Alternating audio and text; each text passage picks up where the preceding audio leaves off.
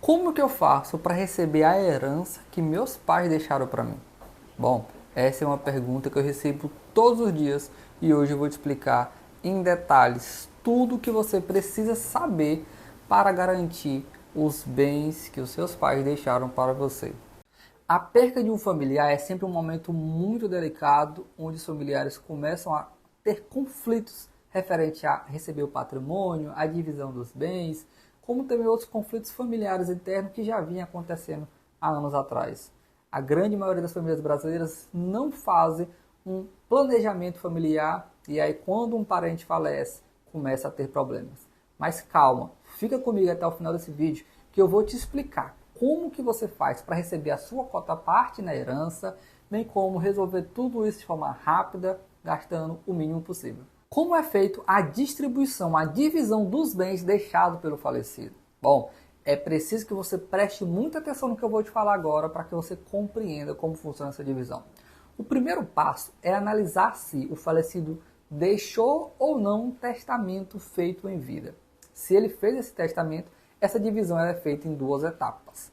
Mas, se ele fez esse testamento, você precisa saber que esse testamento só é válido se a pessoa distribuiu, doou, determinou que em caso da sua morte, até 50% do seu patrimônio. Então, se deixou de cumprir alguns requisitos, esse testamento ele pode ser anulado e aí a gente vai distribuir o valor total do patrimônio. Mas vamos supor aqui no caso que não deixou o testamento. Então, que a via de regra, a grande maioria das famílias brasileiras não faz um testamento e acaba deixando todo o patrimônio para ser feita a divisão total. Se nesse caso ficou todo o patrimônio para ser dividido entre os herdeiros, eu preciso agora te explicar quem que pode ser herdeiro e como que é feita essa divisão.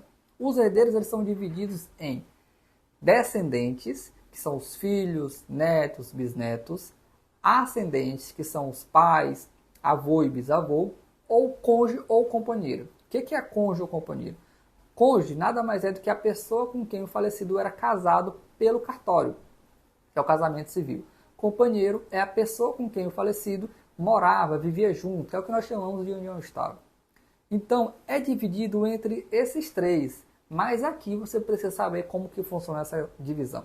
A depender de qual seja o tipo de regime de casamento, essa divisão ela pode ser o padrão, que é 50% para a meeira, os outros 50% para os outros herdeiros, que não são os ascendentes e descendentes, ou pode ser a distribuição total entre os três. Então, vai depender de cada caso.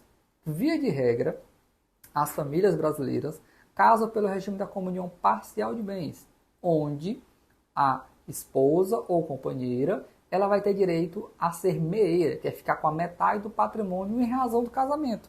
Ou seja, tudo aquilo que foi adquirido durante o casamento, ela também tem direito à metade. Então, metade é dela, essa parte nem entra para o inventário, nem entra para a distribuição de bens, essa é a parte dela. Então, ela não vai ser herdeira, ela só vai ter direito na parte que já era dela, independente do falecimento ou não do falecido.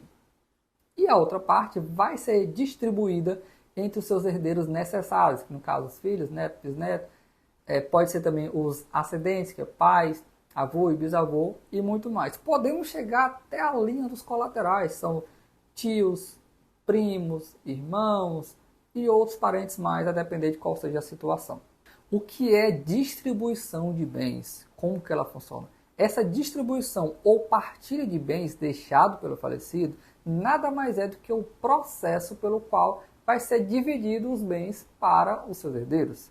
E para isso é necessário, é obrigatório fazer um inventário. Que o inventário nada mais é do que fazer essa transferência, verificar o que tem de patrimônio, o que tem de dívida e assim transferir para os seus herdeiros, aquela pessoa que tem direito a herdar o patrimônio deixado pelo falecido. Mas o que é herdeiro? Quem que é herdeiro? Herdeiro nada mais é que a pessoa que faz parte da sucessão patrimonial do falecido. Ok, beleza, entendi. E o que é meeiro? Meeiro nada mais é que a pessoa que tem direito a ficar com a metade do patrimônio deixado pelo falecido em razão do regime de casamento. Já era direito daquela parte, independente do falecido estar vivo ou morto. Então, esses são os dois pontos que você precisa entender. Além disso, você precisa saber que na divisão dos bens é preciso fazer o levantamento detalhado, especificado para saber o que é patrimônio comum, que era o patrimônio que foi adquirido pelo casal, pelo falecido, como seu cônjuge ou companheiro sobrevivente, aquela pessoa que era casado ou vivia em união estável com o falecido, como também qual que é o patrimônio particular, que era exclusivo do falecido. Por que é importante saber disso? Porque esse patrimônio particular não entra no inventário, ou seja, o cônjuge ou companheiro não vai ter direito nessa parte, somente os seus herdeiros. Ou seja, vamos supor então que o falecido tinha bens que adquiriu antes mesmo de casar. A depender do regime de casamento, esse bem não entra para o inventário, consequentemente, a cônjuge ou companheiro, né, não vai ter direito àquela parte. Então, é fundamental saber disso. E quais bens são divididos? Quais bens que o falecido deixou vai realmente para os seus herdeiros? Aqui nós temos alguns bens que vão entrar e outros que não. Eu vou explicar agora.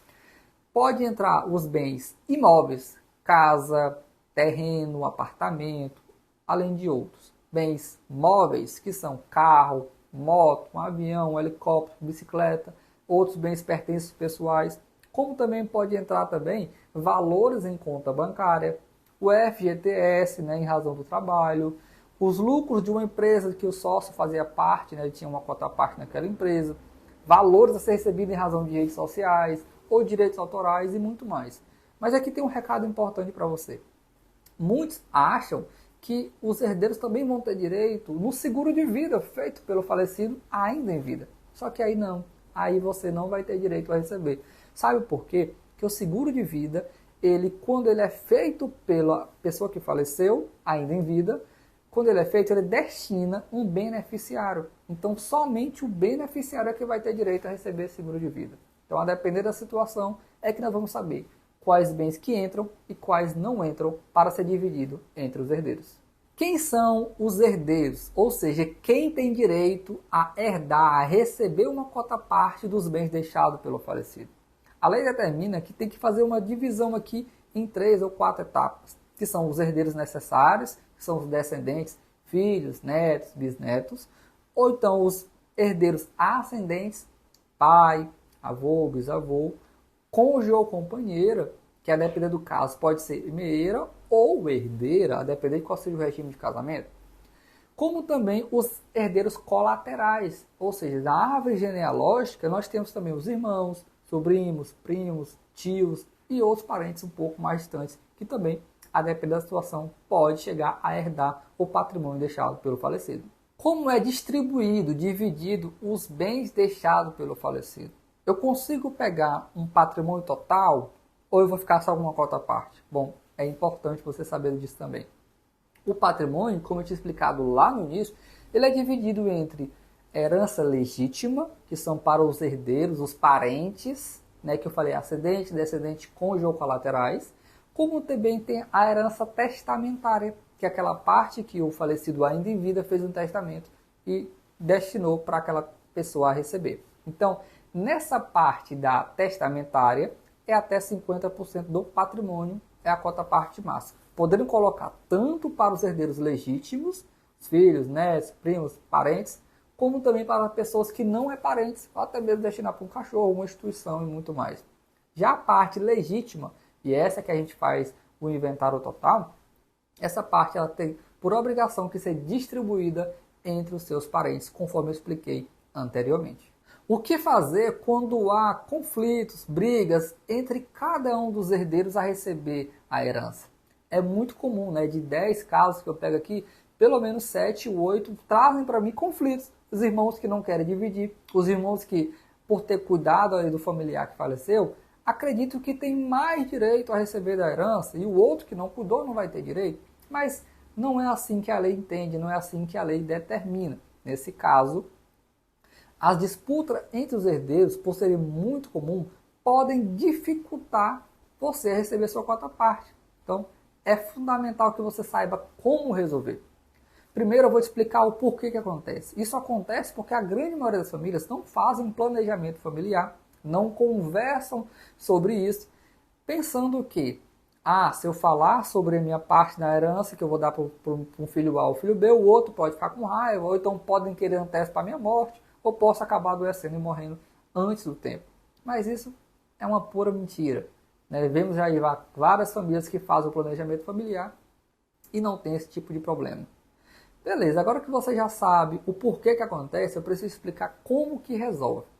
Eu sei, não tem uma fórmula mágica para resolver esses conflitos familiares. Mas é fundamental um advogado especialista, porque ele vai saber o que falar, como explicar para os familiares que estão causando o conflito, para que assim a gente possa reduzir esse conflito ou até mesmo chegar num acordo e assim dar o pontapé final para garantir a sua quota-parte na herança.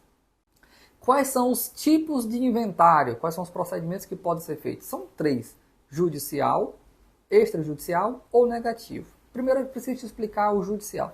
O judicial, ele só acontece quando existe testamento, ou seja, o falecido deixou um testamento, quando o herdeiro não quer entrar num acordo para poder dividir o patrimônio deixado pelo falecido, ou então quando há herdeiros menores de idade ou incapazes de decidir sobre a sua própria vida. Aí, nesse caso, é obrigatório que seja judicial. Só que o judicial ele demora muito, ele é mais caro. A gente vê vários casos aí, né, que demoram 1, 2, 3, 5, 10 anos aí. Mas nós, por sermos especializados, sabemos como agilizar também, se for o caso de um inventário judicial.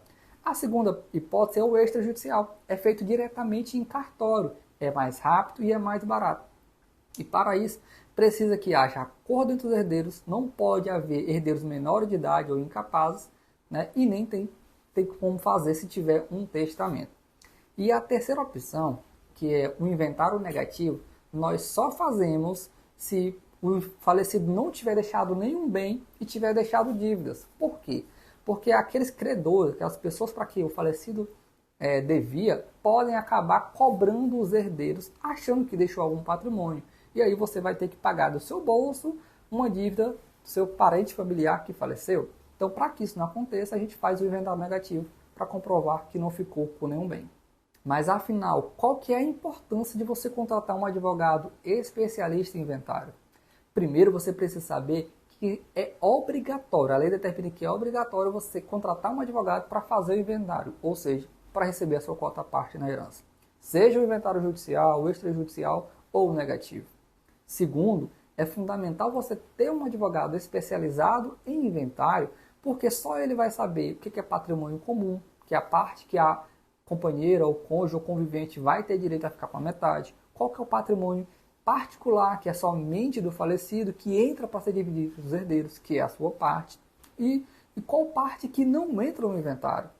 Isso, além de você saber detalhadamente somente com o especialista é capaz de resolver conflitos entre os familiares para ajudar para que assim o processo seja mais rápido, como também ele vai te ajudar, ele vai te auxiliar em todo o procedimento, fazendo com que você pague menos impostos, pague menos no cartório e resolva tudo de forma rápida. Então, eu te recomendo, contrate um especialista para que assim você possa ter todos estes benefícios.